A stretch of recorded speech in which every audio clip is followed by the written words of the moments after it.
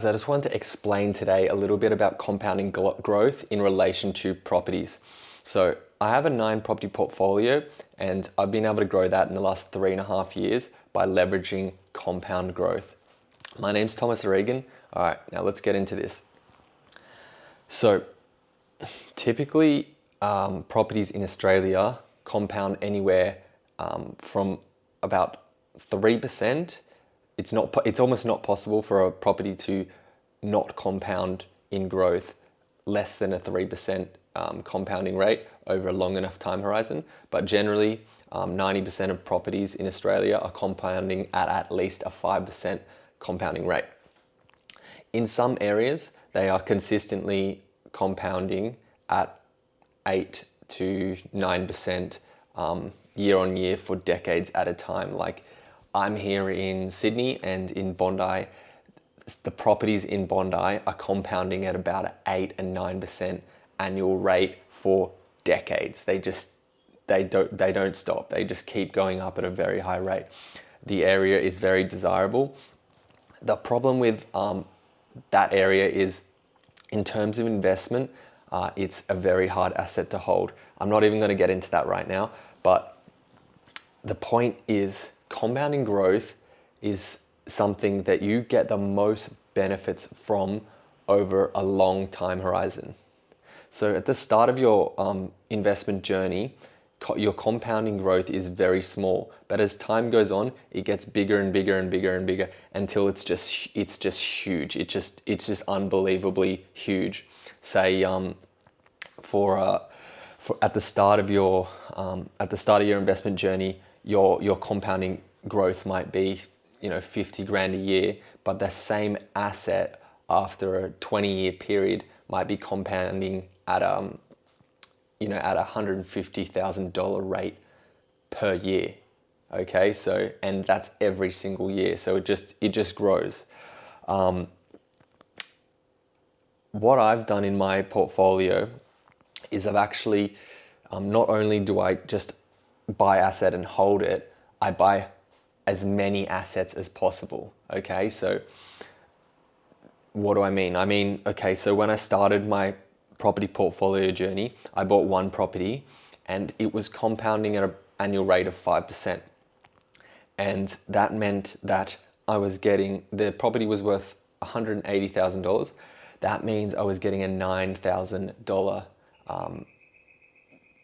investment. I was getting $9,000 each year in compounding growth of the asset. That's not that great, obviously, but and if I just held that same asset, it would be compounding at a higher rate now. But something I did additionally to compounding, to just holding that asset, is I grew the portfolio as well. So you basically want to get as much asset base as you possibly can, so then you can let it sit over time and compound at a higher rate. So basically, that was 3.5 years ago. I bought my first asset. It was compounding at $9,000 a year, and now my asset base is $3.5 million.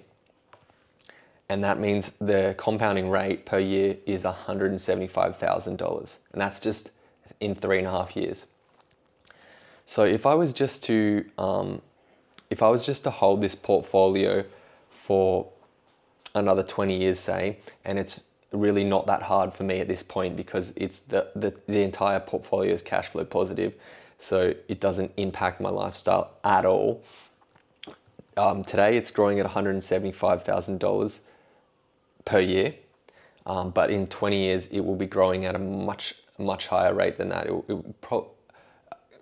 Correct me if I'm wrong, but in 20 years it will probably be compounding at a 5%. Well, it will be compounding at a 5% rate per annum, but that will probably mean somewhere, if I do nothing, it's somewhere in the $500,000 of growth per year the property portfolio will be getting in 20 years, which is pretty cool. So something in property also that you want to think about when investing is different from shares, right? The compounding rate of the asset is a leveraged leveraged compounding rate. So you're not getting, like, say for example, if you put $100,000 in the share market, you may be getting a compounding rate of 5%, 10% per year on your money, okay? But in property, it's different.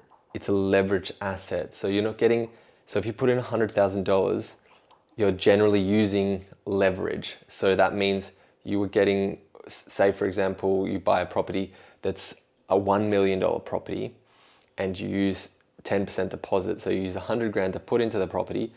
That means you're getting a compounding rate on the leveraged amount. It means you're getting a compounding rate on the actual price of the asset itself. So when you look at it as a cash on cash return, it is far higher than what you would get for your $100,000. It's not a 5% return anymore. It's like a 25% return cash on cash.